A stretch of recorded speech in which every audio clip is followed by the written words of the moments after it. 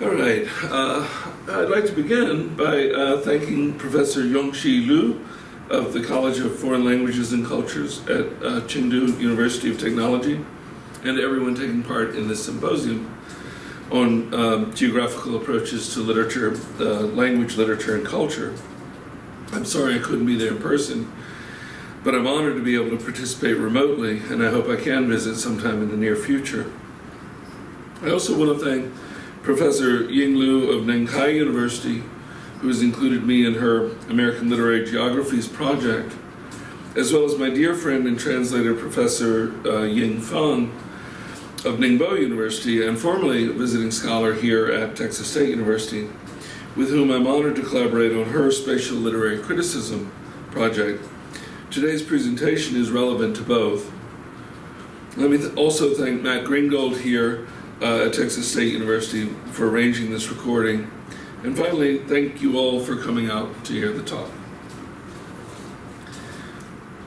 I'd like to present something, sort of an introduction to geocriticism, which, as you'll see, I define somewhat broadly to encompass a number of spatially oriented critical practices in the humanities. I'll discuss the work of my friend Bertrand Westphal, author of the book called Geocriticism, as well as others engaged in what I consider to be geocritical research. And I'll also talk a little bit about my own views. As such, my discussion here will intersect with some of my other writings on the subject in recent years, including my introductory study, Spatiality, which, thanks again to Dr. Ying Fang, will appear in Chinese translation soon. My edited collections, including most recently Teaching Space, Place, and Literature, and the Routledge Handbook of Literature and Space, and my forthcoming book, Topophrenia, Place, Narrative, and the Spatial Imagination. Geocriticism has become an increasingly significant practice within literary studies over the past few years, even if the exact meaning of the term itself, along with its particular characteristics and methodologies, have not been definitively settled.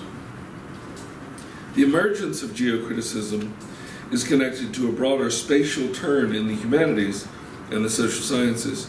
This turn is frequently associated with developments in critical theory, as exhibited in Michel Foucault's now famous declaration that ours is an epoch of space.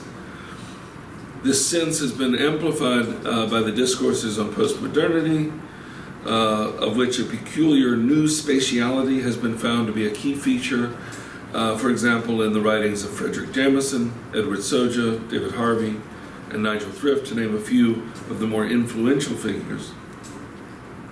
These theorists and others have called attention to material developments of the post-World War II era, especially the acceleration of the processes of globalization and financialization as factors in both experiential and structural time-space compression in postmodern societies, which has in turn brought matters of space, place, and mapping to the fore in contemporary debates in social theory, as well as cultural and literary studies. To be sure, there are numerous predecessors, and one could well argue that the pronounced spatiality of the postmodern condition is merely the continuation of the sort of modern transformations that such social critics as Walter Benjamin, Georg Simmel, Georg Lukács, or even Marx and Engels long before them were already addressing. Moreover, one can certainly find in earlier periods and disparate places social and cultural formations in which space or spatiality feature prominently, as with the Baroque period in Western Europe. Nevertheless, the rapid expansion in the number and quality of works focusing on spatial and geographical concerns in the last 40 years or so have registered the degree to which a spatial turn has occurred. Concomitantly, it seems, with the rise of geocriticism, literary geography, and the spatial humanities more broadly, the significance of spatiality has only grown. The explosion in the number of books and articles on these subjects has been supplemented and supported by major international conferences in Europe, Asia, and the Americas, by innovative scholarly journals such as Literary Geographies and Geohumanities, to name a couple of relatively new ones, new book series, such as the Indiana University Press's Spatial Humanities series, or the Palgrave Macmillan's Geocriticism and Spatial Literary Studies series, which I edit. Geocriticism, which has burgeoned in these last 10 or 15 years especially, partakes of this overall interest in space, place, and mapping, while also establishing its own place within literary and cultural studies today. Like most labels, the term geocriticism has an interesting, potentially contested, and not entirely clear history. So I'm going to summarize a little bit about my use of it before bringing up others. In the early 1990s, when I was in graduate school, I started to use the term geocriticism to refer to an aspect of my research project through which I hope to bring a greater emphasis to space, place, and mapping in literary studies, and this ultimately resulted in a much narrower dissertation project. At the time, I imagined geocriticism as the critic's counterpart to what I viewed as the writer's literary cartographic project. Engaging in a practice of literary cartography, a writer maps the social spaces of his or her world, be that understood as the referential real world or the story world of the text, or something more like the hybrid real and imagined places that Soja analyzes in his book, Third Space. Indeed, most literary cartographies would involve all three. A geocritic, then, in my view, would read these literary maps, drawing particular attention to the spatial practices involved in literature. That is, geocriticism was to have served as the name of a spatially oriented approach to literature and to reading literature, in which the inherently cartographic aspects of the narratives were brought into focus in their analysis and interpretation. Although I thought I may have coined the term, I was certainly not so bold as to imagine I had come up with the idea all on my own. Clearly, a large number of scholars, critics, and theorists have been producing works that might be labeled geocritical, even if they themselves would not necessarily embrace that name. In using the word geocriticism, I also wanted to indicate a counterpart in literature to what Gilles Deleuze and Félix Guattari had termed geophilosophy.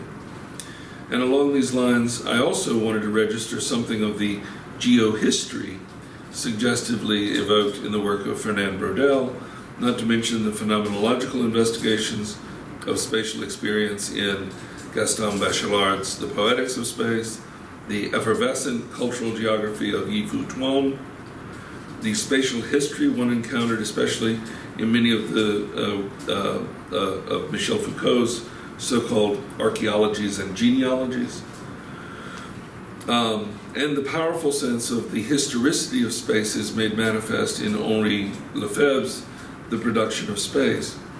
As you can tell, my own background was profoundly Eurocentric, and even more limited within that to French, German, and Anglophone writers mainly.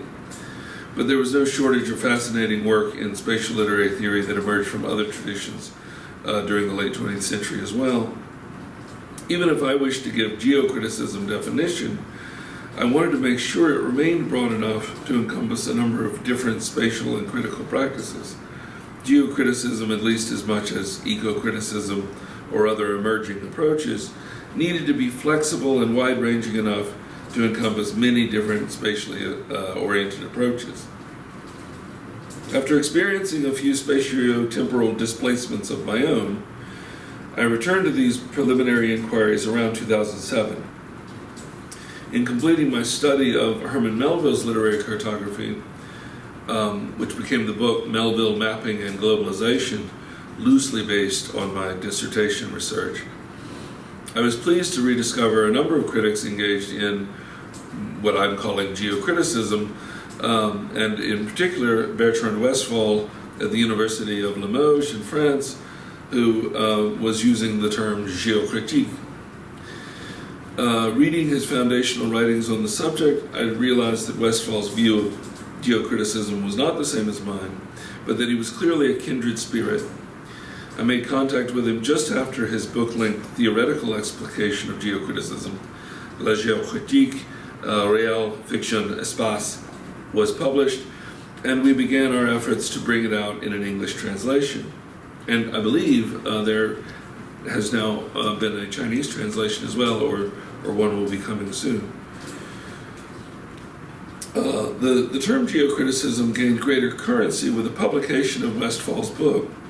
But Westphal and I, along with many other critics undoubtedly, had been separately thinking through the concepts associated with geocriticism years earlier, whereas I was particularly interested in the way that a spatial critical theory, which I had labeled cartographics, could be brought to bear on an analytical or interpretive process, geocriticism, that would be then geared towards understanding the ways in which narratives represented, shaped, and influenced social spaces, i.e. literary cartography. Westphal's position was slightly different. Whether focused on a particular location or examining works in a different geographical register entirely, geocriticism provided a way of reading literature with a heightened sensitivity to spatial relations, as well as to place and to mapping in and around the text under consideration. In any event, this idea of geocriticism was related to, but different from, the work that Westphal and his team at Limoges were doing. Whereas I focused on how various writers, such as Melville, mapped the real and imagined spaces of their world, Westphal turned from an author-oriented or ecocentric interpretation to emphasize the place itself, centering the inquiry on earth writing, or literally geography, associated with that locale. That is, in Westphal's approach, geocritics would begin by locating a place, then attempt to form a corpus or archive of literary and cultural representations of that place. In this way, the location's multifaceted image comes into focus through a variety of lenses and perspectives. One salutary effect of this geo-centered method is that any reading will be far less likely to be subject to ethnocentric or narrow interpretations, as the individual biases or prejudices of this or that writer become leavened with multiple and diverse points of view. Westphal's geocentric reading of place allows its various textual, artistic, and even commercial incarnations in various media, for example, novels, poems, films, travelogues, tourist brochures, anthropological and sociological studies, and so forth. It allows all these things to flesh out the meanings of the place, both in the world of letters and in the or images, and in the real world. After all, the place is not merely coordinates on a map, but the living embodiment of the polysensory experiences of those many people who attempt to represent both it and the experiences associated with it. The meanings of a given place, according to Westphal's theory, emerge from the multiple perspectives of those representing it. Again, in my own view of geocriticism as a set of practices according to which the reader focuses attention on the ways that literature represents, shapes, and or is formed by the real and imagined spaces with which it engages, this view is a bit more expansive than Westphal's geocentric approach, but I think it's perfectly consistent with it as well. The crucial point on which we, along with other spatially oriented critics, agree is to understand space as more than an empty container, a mere background in which characters are situated or in which events take place.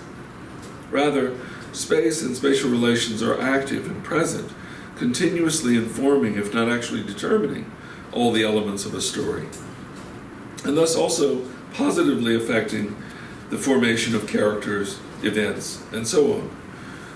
Geocritical approaches require us to take space and place seriously as dynamic features of the text, which constantly interact with and affect other features.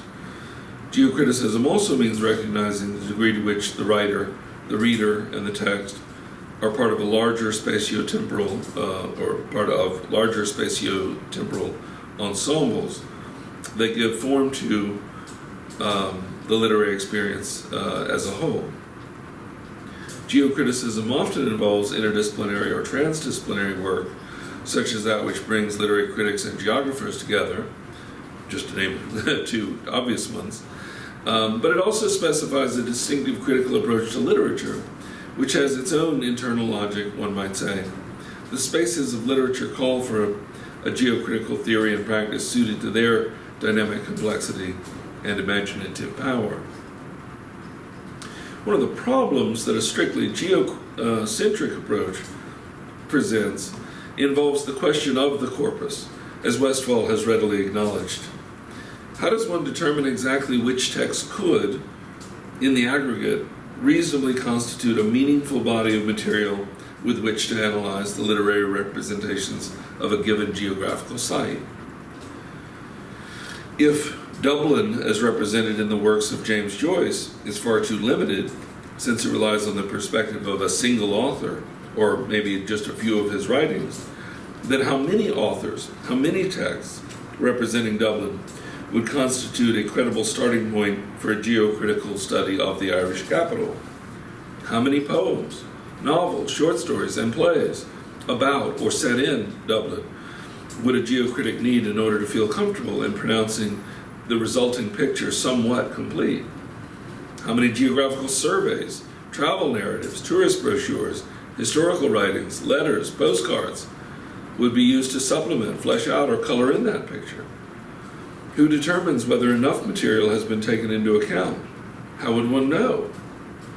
Even a relatively remote place would prove the subject of multiple representations by a number of different writers across an array of genres, such that it would present difficulties for any geocritic attempting to explore the meaning or meanings of the place. Moreover, the almost mythic status and seemingly innumerable textual references to certain places, say Paris or Rome, render absolutely impossible any geocritical analysis laying claim to some sort of scientific value. As Westphal himself admits, quote, to attempt to undertake a full-scale geocritical analysis of those hotspots would be madness.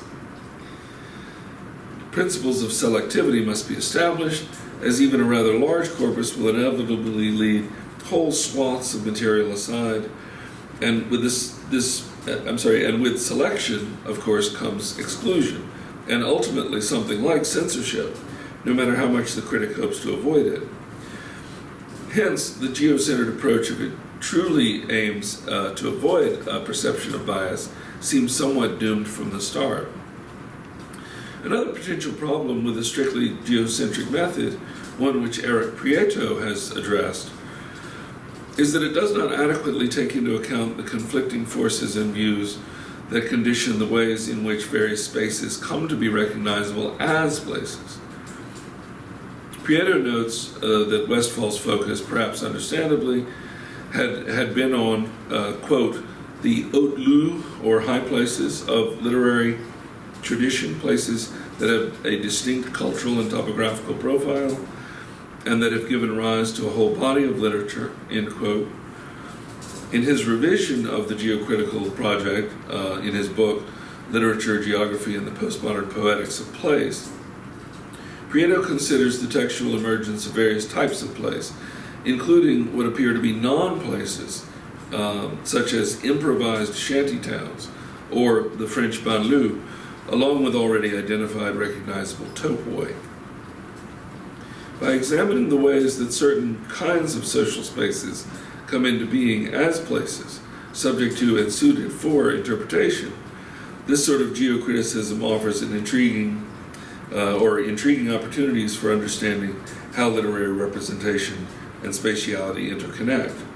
To state it somewhat differently, geocriticism would need to examine not only the real and imagined places of literature, but their conditions for the possibility as well.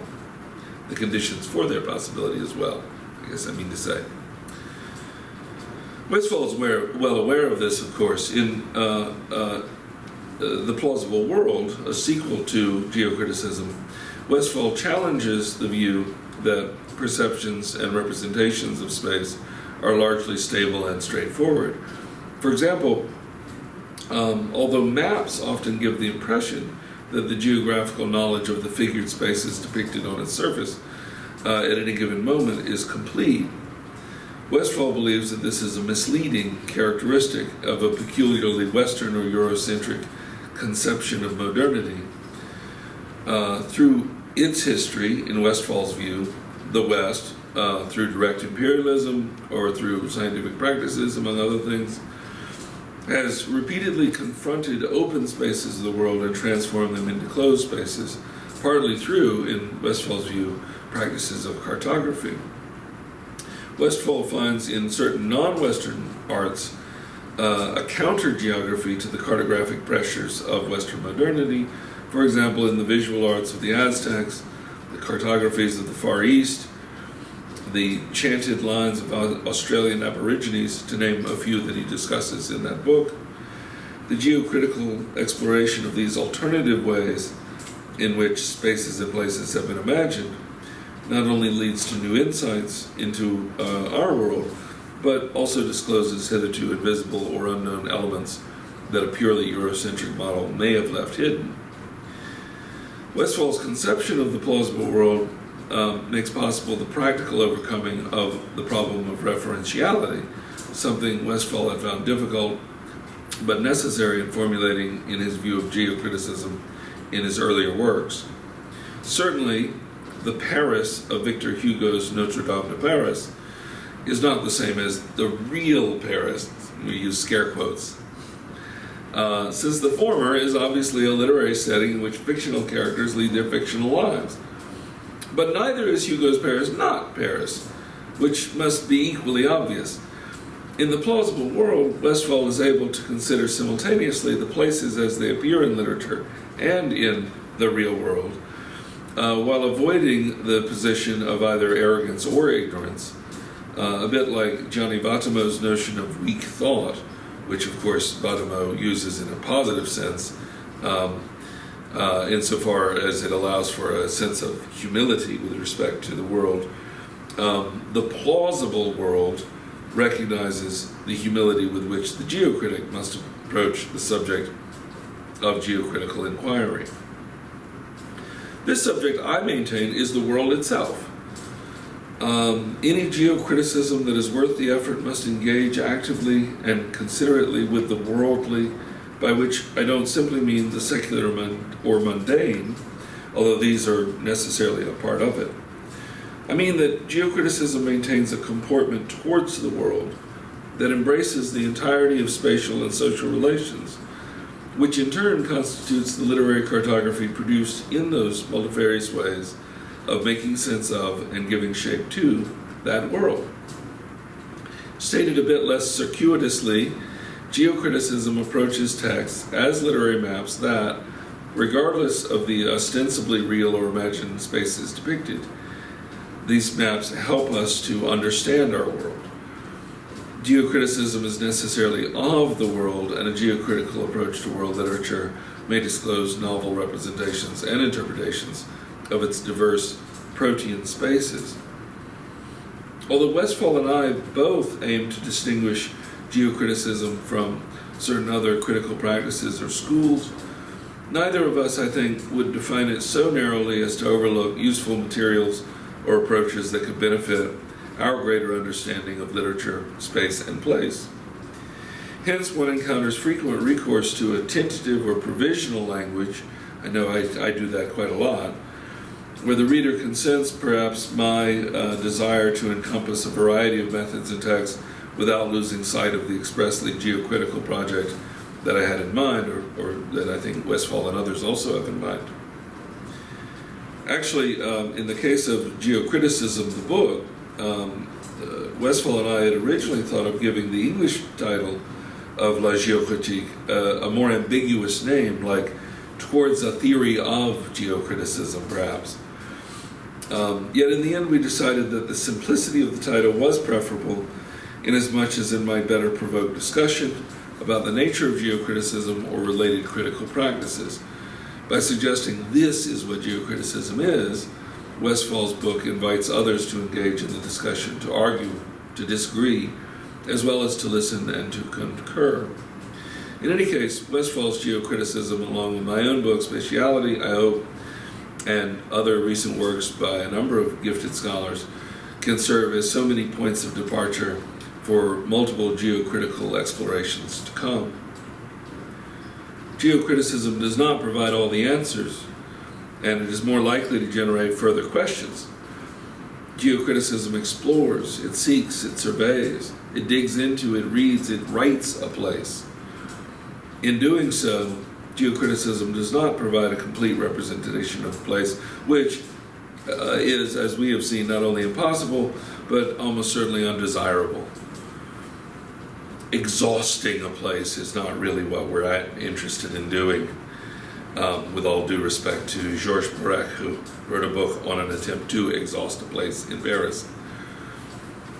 But the geocritical project does allow us to engage with place, to consider the degree to which our own perceptions of space and place come to determine our attitudes towards the world and all within it, while also recognizing the ways that place, space, and spatial relations actively shape us, forming us as individual or collective subjects, and affecting the way we encounter and experience the worlds we live in, as well as those upon which we reflect and upon which we speculate.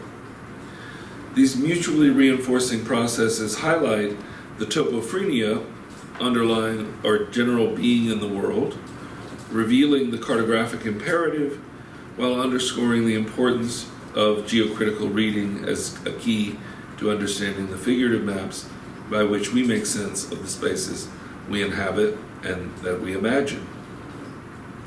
Many of the scholars currently engaged in the spatial humanities, including some who have adopted the term geocritical in describing their own work, challenge Westphal's views, or my own views, and many take up positions quite different from what either of us might endorse. This is all to the good as far as I'm concerned, since a great deal of this work maintains that spirit of geocritical exploration that I hope to foster and promote, and the diversity of approaches befits the overall enterprise of geocriticism. Undoubtedly, as more critics explore the places, spaces, and mappings of literature, particularly as these explorations are launched by new scholars and from diverse places, geocritical practices and readings will further multiply. Such, in any case, is my hope, and I think that even if it appears in hitherto unseen and unforeseeable forms, geocriticism will have a vital part of literary and cultural studies in the years to come. Whatever else it may be, geocriticism is a way of looking at the spaces of literature, broadly conceived to include not only those places that readers and writers encounter by means of text, but also the experience of space and place within ourselves, our situatedness in space as a condition of our own existence. Geocriticism emphasizes this inherent spatiality while also focusing its gaze on those aspects of literature, not to mention other cultural artifacts, not always deemed literary, that give meaning to our spatialized sense of being. In the diversity and scope of the work undertaken in its name, geocriticism may be used to ask new questions, to read differently, to engage with other disciplinary methods, and to interpret the ways that we make sense of our own spaces and of our own mappings. Given the proliferation of spatially oriented literary criticism and cultural studies today, I anticipate with excitement some of the directions that geocriticism may take in the future, as readers and writers, some lost in space, some at home in the world, some with their eyes set firmly on the horizon, continue to explore these territories and to map them.